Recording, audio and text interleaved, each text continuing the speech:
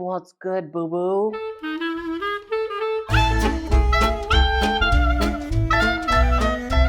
Hello and welcome to another video. My name is Heather and as always I'm reading with a vengeance and I hope you are as well. So this background might look a little familiar. So this is the background from my short-term rental that we were in before we moved into our new house. And I know I have filmed some videos in my new house, but I decided to record my reviews for the first 3 books that I read for the Booktube Prize while they were still somewhat fresh in my head. So I am recording this right after I recorded my February wrap-up video. So it's been a month because I know I'm not going to publish this until after the end of March, where the rankings for the first round of Booktube Prize finalists get submitted. So I'm really kind of talking to future you. I don't know, it's kind of weird for me right now. But anyway, so this is going to be 2 videos on 2 different time frames mushed together. And I'm so excited to start this recording because I've been so excited to talk to you about these books. So which one am I going to start first? I'm not going to talk about them in any type of order because what if I haven't read my favorite yet of the 6? However, at the end of this video, I will share with you my rankings of all 6 books. I recorded a video a little while ago, and I will link it down below, of the 6 books that I was assigned to rank for the Booktube Prize. Now, in that video, I don't go too much into detail about how the Booktube Prize actually works, but I will link the Booktube Prize channel down below, and then you can go there if you want to know the details on how all the books that are nominated, how that works, and how the finalists are selected. What I will tell you is that as a Booktube Prize judge, I was randomly selected to read a group of books from the octafinals. And in the octafinals, there are 48 books in the fiction category and 48 books in the nonfiction category. I'm reading fiction category. I was given that assignment in the first part of February, and then I have until the end of March to read all 6 books and submit my rankings. So I decided to split it up. I read 3 in February. I'll read 3 in March. So without further ado, let's get talking about them. The first book that I finished from my selection of 6 is Memphis by Tara M. Stringfellow. This is a historical / literary fiction book. It is a debut novel, and this is actually one that I initially voted to be nominated into the octafinals. So I was happy to not only that it made the octafinals, but it was one of the selections that was assigned to me. This story follows 3 generations of Black women starting in Memphis, Tennessee. You have Hazel in the 1930s and her husband, Myron. Myron ends up being the first Black detective in the Memphis Police Department. But as is quite common during the time of the 30s in the South, Myron meets a tragic end, and Hazel ends up raising her daughter by herself for a while, and ultimately Hazel becomes kind of a civil rights activist. And then she ends up having a second daughter with another civil rights activist who remains unnamed. Hazel raises her 2 daughters, Miriam and August. So you're following Hazel's life, and then you're also in another timeline, you're following Miriam's life. Miriam falls in love and ultimately moves away. She has 2 daughters, Joan and Maya. For reasons, Miriam travels back to Memphis to stay with her sister August in their family home, and she stays in Memphis to give birth to her second child. While she's there, pregnant with Maya, something happens to Joan, and it has to deal with August's 8-year-old son, Derek. Years later, maybe I think 7 or 8 years later, Miriam is back with her husband. I want to say Virginia. I can't remember, but things are bad with her marriage, and she ends up fleeing her marriage with her 2 daughters and goes to live with her sister August and August's now teenage son, Derek. This is a multiple point of view. You're following Hazel, and you're following Miriam, and you're also following Joan. And I think Joan is the only point of view where it's first person, which I thought was interesting. Or was it Miriam? You see what happens if I wait too long to do a review? Is it Miriam's point of view that's first person?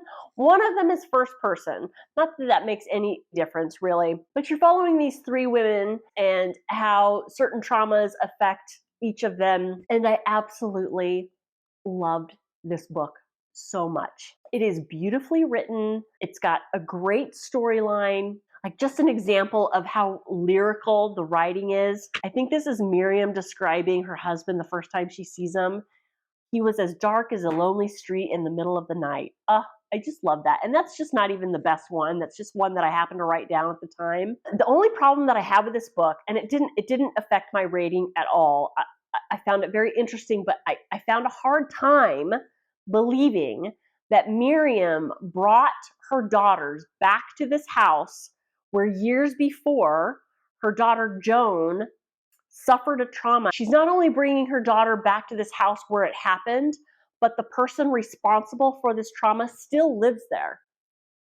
How did that happen? That's the only issue I had with this story. I just don't think any mother would have done that with her daughter. But everything else in this story was just beautiful. It's about generational and family trauma. It's about loyalty. It's about sisterhood. These women that you're reading about, I felt connected to all of them.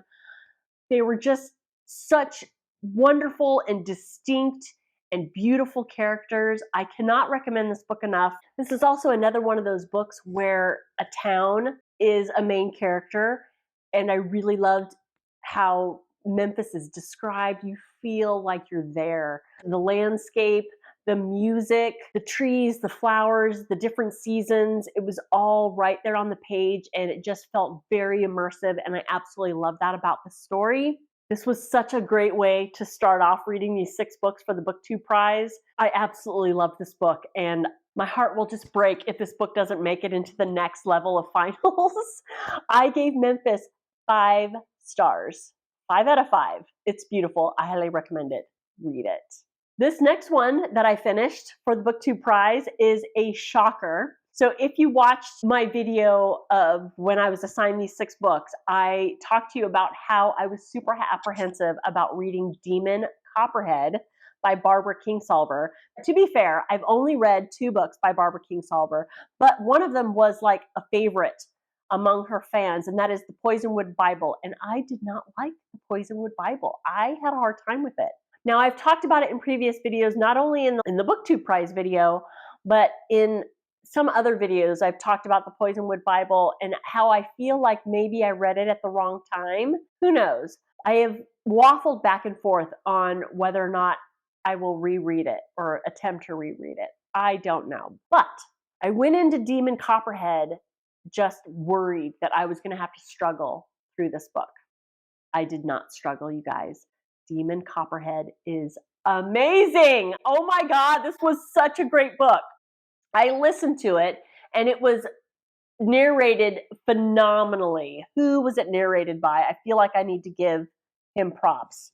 It was narrated by the actor Charlie Thurston. He did a phenomenal job. Now, to be fair, when I first started listening to it, it is narrated in the accent/dialect of the Appalachian area. Very, very strong and very kind of jarring at first. But once you are immersed into the story, it's very natural and it absolutely works for the story. Can't say enough about the narration. Spot on. What is it about? Well, as you probably know, Demon Copperhead is kind of a play on the name David Copperfield, and this is a contemporary retelling of Charles Dickens' David Copperfield. And I had kind of trepidation as far as that was concerned because I'm not a huge Charles Dickens fan. I'm not a huge fan of that era of classics writing. So I was like, oh my God, this is going to be a struggle. It wasn't. So this is historical fiction. It's a coming of age retelling of a classic story. It's told in the first person by the character Demon Copperhead. That's not his real name, but everybody in this story has a nickname. And there's a story behind the nickname that's given to each character. And it's so great. But basically, you're following Demon and how he is raised in a poverty-stricken family in the mountains of Appalachia. Just his story growing up in poverty, drugs, lack of opportunity. It is coming of age. It's the story of his survival in the foster care system, much like David Copperfield. So I never read David Copperfield, but I was probably about a third of the way through this book when I decided to read just kind of a plot summary online of David Copperfield. I laughed out loud when I saw some of the characters and their names in David Copperfield and how they were translated to Demon Copperhead. It was so funny. Just an example, of course, beside Demon Copperhead, Uriah Heep in David Copperfield, of course, is this nasty little character. His counterpart in Demon Copperhead, I don't remember his real name, but his nickname is U-Haul. Like the moving company U-Haul, same initials, but same character traits, same kind of dynamic as far as U-Haul's character and Demon's character. And then just some of the other characters, just brilliant. I mean, genius how Kingsolver retold this story. If I didn't say already, you do not have to have read David Copperfield to enjoy the story. Lord knows I didn't. And I freaking loved this book so much that I will read more by Kingsolver. After my experience with the Poisonwood Bible and finding, Prodigal Summer kind of meh, I had decided that I wasn't going to read any more of her stuff, that I just felt like she's not for me. This book changed my mind. I'm definitely going to read more Kingsolver.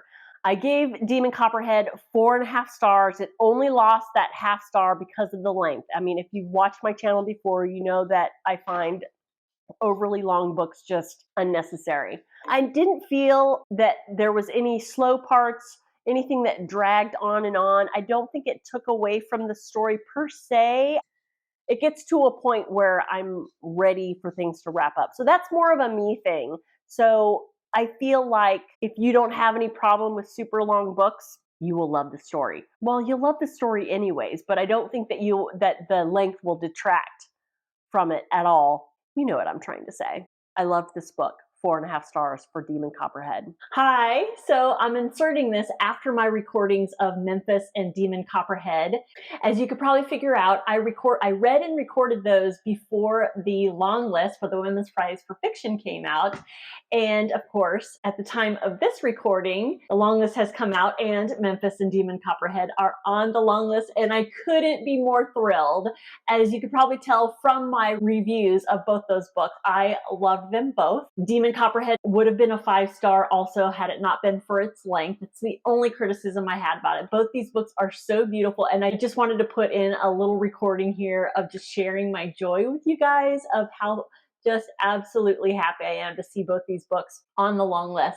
I want to say right here and right now, I haven't read all the long list yet, obviously. I've read a few more other ones, but I will be shocked if Demon Copperhead and Memphis are left off the short list. And I even want to go a little bit further. Even though I ranked Memphis a 0.5 star higher than Demon Copperhead, I want to say as of right now, my prediction of the winner is Demon Copperhead. I have a feeling that this is going to win this year's Women's Prize for Fiction. Now, this is just kind of throwing it out there now before I read the rest of the long list. I don't even know if I'm going to be able to get through the rest of the long list. So as of right now, that's my prediction for the winner. Anyways, I just wanted to throw that in here. Here comes the rest of the reviews.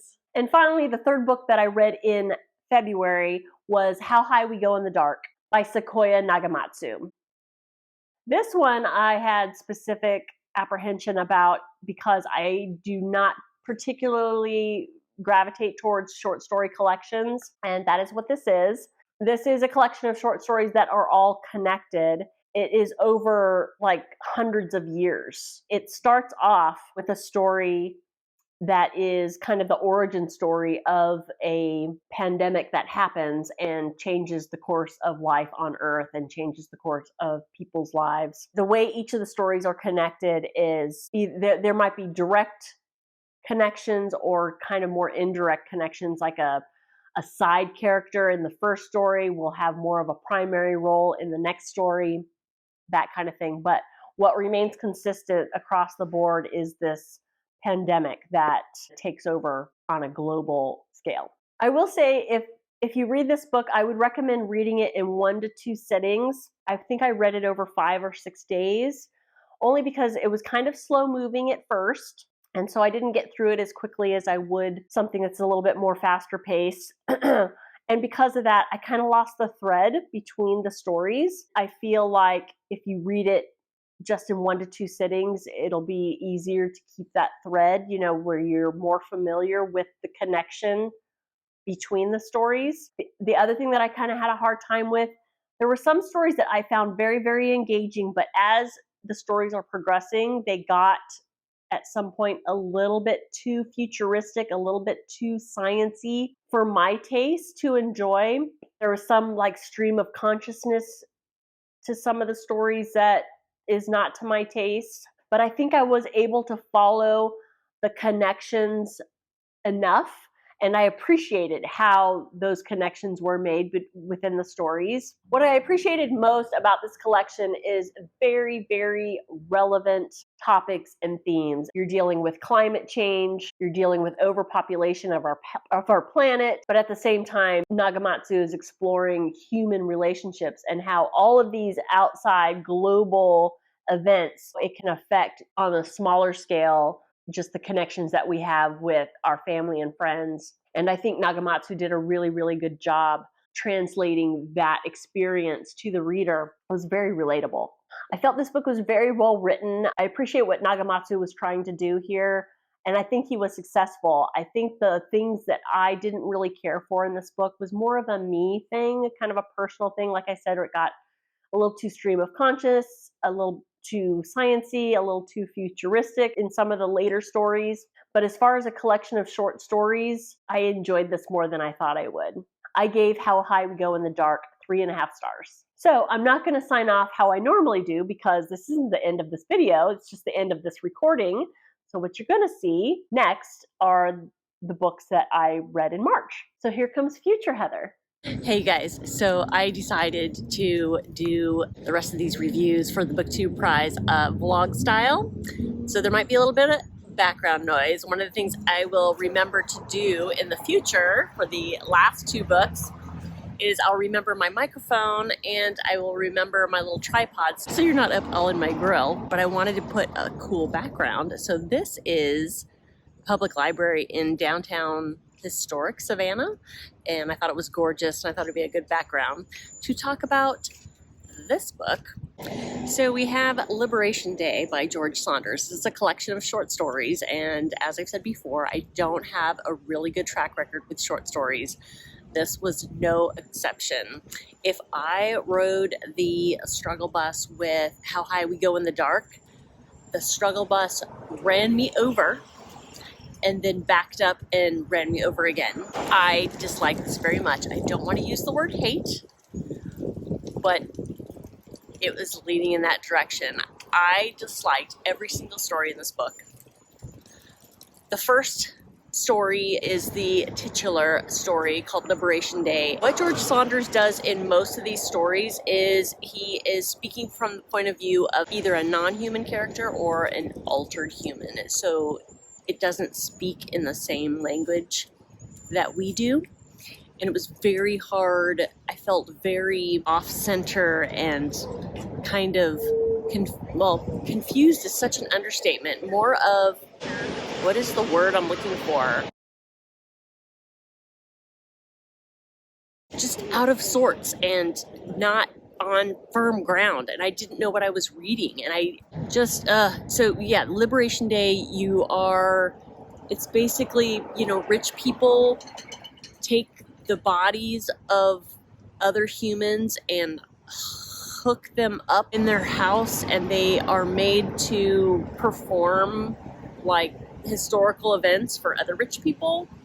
I just didn't enjoy it, and most of the stories are like that. There's another story where it's a bunch of ghouls and ghosts in like an underground haunted deserted amusement park. The only real normal, I say normal, but like contemporary type story was, I think, one called Mother's Day. And it was basically these 2 elderly women who live across the street from each other, and they hate each other because they love the same man.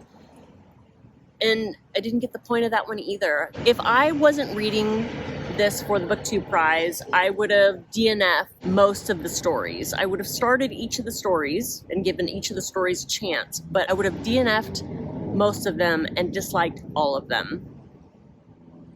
So I'm so glad I'm over this one. Didn't care for it at all. cannot recommend it. Will likely be ranked last on my final rankings for these 6 books. I don't know what other scathing things I could say about it, but it was a struggle. If it's not by Stephen King, I don't really care to read short stories. So I was just sitting down to record my video for the Women's Prize, and I realized that I didn't give a star rating for Liberation Day. And if you couldn't tell from my scathing comments, a giant, sad 1 star for Liberation Day by George Saunders.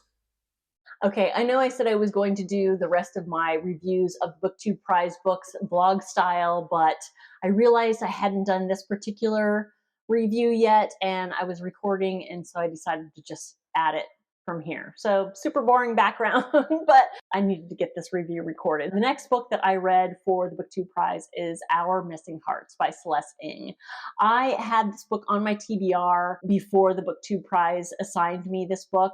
I've been excited to read this book. I have read one other book by Celeste Ng, and that is not Little Fires Everywhere that everybody else has read, but Everything I Never Told You, which I absolutely loved. So when I saw she was coming out with a new book, I immediately put it on my TBR, and I was super excited when it was assigned to me for the Booktube Prize. So I listened to this book, and unfortunately, I think the audio experience took away from the story from me. I listen to a lot of books, and most of the time, the audiobook elevates the story for me. This was not the case. This was kind of a bummer. This one was narrated by the actress Lucy Liu. Now, I love Lucy Liu. I love her on the screen. As an audiobook narrator, no. I went from being annoyed at the beginning to being utterly distracted from the story because of her voice and inflection. And by the end of the story, it was like nails on a chalkboard. Absolutely driven to distraction by Lucy Liu's narration. So I feel this review is not going to be quite fair to Ng. So what this story is about is it takes place in a dystopian world where we live under a fascist regime, specifically targeting the Chinese. So imagine a world where Hitler wins World War II. Jewish people and people of color all over the world are looked down upon and bullied and killed, completely marginalized. Imagine that world, but instead of Jewish and people of color, you have the Chinese or anybody who looks Chinese. And so you're dealing with that world, and you're following a young boy. I believe he's maybe 11 years old. His name is Bird. He lives with his dad, who is a white man. His mother has been gone for 4 years. She is of Chinese descent, and she was removed from the home because of poetry that she wrote that spoke out against the fascist regime. The story follows Bird as he tries to find his mom. This book reminded me a lot of The Handmaid's Tale in that it felt very, very possible of this happening. So it was terrifying in those terms. The writing was really, really beautifully done. But here's another thing that I couldn't tell if it was Lucy Liu's narration, the way she read it, or if it was the writing, but it almost felt like the way Lucy Liu would read a sentence, it would be very abrupt. It was in her inflection. I didn't know if the sentences were short or if Lucy Liu just read them in a very choppy way. So it was hard for me to tell. So I don't know who the critique goes to on that one, but I didn't like that at all. I felt this was a very important story for reasons, like I said before. Ng wrote this story in a way that made it feel like it could happen at any moment. If it's not already kind of starting to happen, you're dealing with bias here, you're dealing with prejudice, you're dealing with racism, classism, and these are all super important themes. And I think it was handled well by the author. I find it hard to really fairly review this book because I hated the narration so much. I really tried to kind of put it out of my mind, but that's hard to do when it's going into your ear and it's going into your mind directly. One of the things that I thought was very interesting in the story, that's one of the things that they do in Bird's situation. his mother was removed from the family, but a lot of times the child is removed from the family as a means of political control. And I thought that was a very cunning plot device that Ng uses, considering that's what was happening at the American borders at a certain president's term in office. I think the most fair way to review this book is if you like a story that is dystopian but deals with current and relevant political themes, you will enjoy this book. I can't really comment on Celeste Ng's writing style for this particular story because it was hard to differentiate between the writing style and the narration style. So I can't really fairly make that determination. If you're a fan of Celeste Ng, I mean, read it.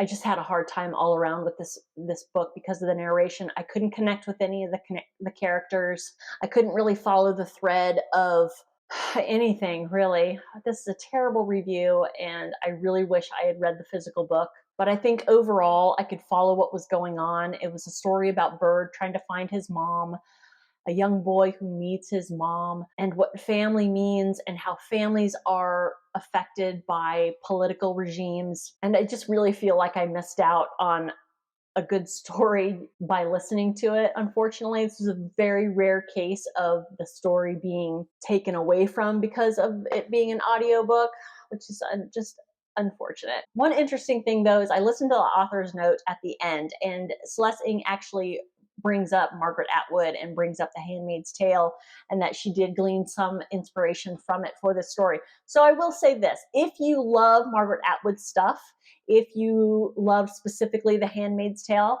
give this one a go. I would recommend it. But anyways, I ultimately gave Our Missing Hearts 3 stars. And I feel like that's a generous offering because I didn't want to take away from Celeste Ng because of my bad experience with the narrator. I'm just going with middle of the road, 3 stars. Hello, and here we are with my final review. I have finally read the 6th and last book assigned to me for the Booktube Prize, and that is Tess Gunty's The Rabbit Hutch. I was really looking forward to this book. The premise sounded interesting, but I'm going to say right up front, I was terribly disappointed, and it took a full 7 days to get through this book. I was struggling to finish this book. What is it about? There are so many threads in this book. I will try to compact it down to something understandable. The main character of this book is Blandine, or Blandine. I'm just, for the purposes of this video, I'll call her Blandine. She is an 18-year-old young girl who has aged out of the foster care system. She is living in this affordable housing complex known as the Rabbit Hutch.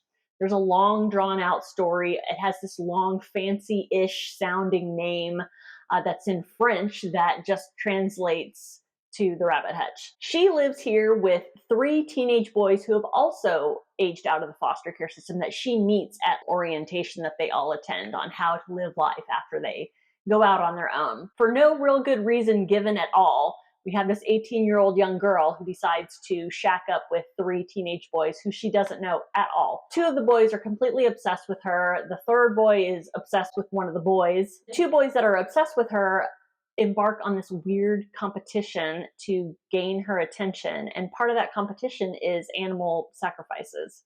It's so weird, you guys. So that's one of the main threads. You do follow other occupants in the Rabbit Hutch. You are also following Joan, who is a 40-something who works for an online obituary portal. She's tasked with monitoring the comments that are made on online obituaries to make sure that they're respectful. She is doing that for an obituary for a famous woman who has died and written her own obituary before she died. Her son, who has a fractured relationship with her, writes a comment that is just scathing about her. And so Joan deletes it.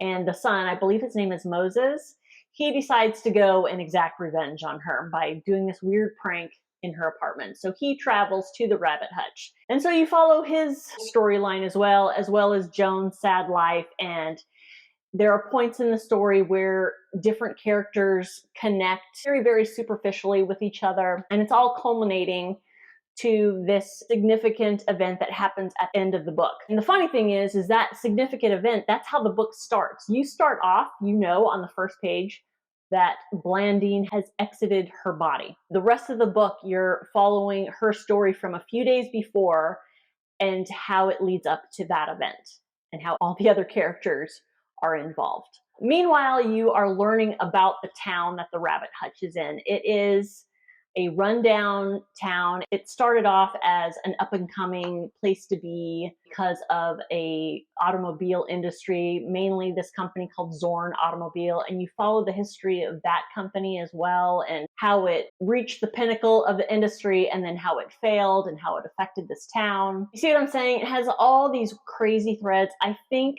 Gunty tried to do way too much in this book. And by trying to do too much, it did very little, in my opinion. You can tell that she has got definite writing chops. I mean, the writing style and the prose are intelligent, but it's so literary that for me, it just kind of went over my head.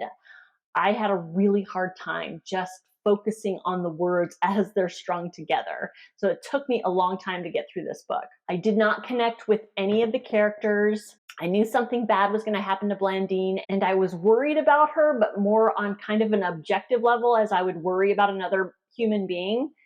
But other than that, I just felt no connection to her. This story was just too weird for me, and there were too many characters. I just didn't get on with it. I will say what I did find interesting, what I think Tess Gunty was trying to do here is I think she was trying to point out that where we are socially right now, we should be connected, but we actually are not at all. And the other thing that I will point out that I thought was really interesting, there's a part in the book where it is described that the town was built with car travel in mind. And because I think it was because this Zorn automobile company was the main industry of this town. And Blandine kind of mentions there are no sidewalks. It was just this town was completely built with car travel in mind. And contrarily, the town is suffering economically because that specific company failed. And for me, I think it's an allegory to society that we're living in today, that we have the capability through technology to connect to anybody in the world, yet we are even more isolated than we have ever been. And if that's a message that Gunty is trying to get across, she did that beautifully. I did get that loud and clear. But other than that, it was just too weird for me. It was too slow. I was a little bit bored. I didn't care. And I just don't think this book was for me. I gave The Rabbit Hutch 1.5 stars. So that is it. Those are the 6 books that I read for the Booktube Prize. And I am now going to give you my rankings and how I submitted them. So in last place, I gave George Saunders' Liberation Day Stories 1 star. Next up is Rabbit Hutch, coming in at 5th place at 1.5 stars. In 4th place, I placed Our Missing Hearts by Celeste Ng with 3 stars.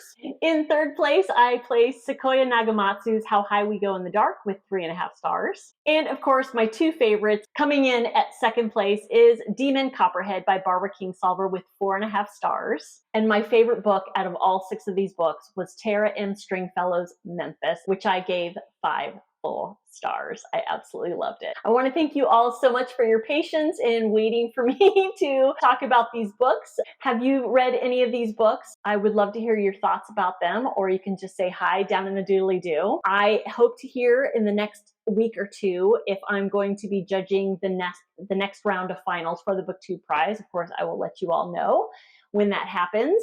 And I'll keep you up to date either way how these books are doing in the Booktube Prize. If you're still watching at this point, please consider giving that like button a boop, and a subscribe would be wonderful. Thank you so much for watching, and I will see you next time. Bye-bye.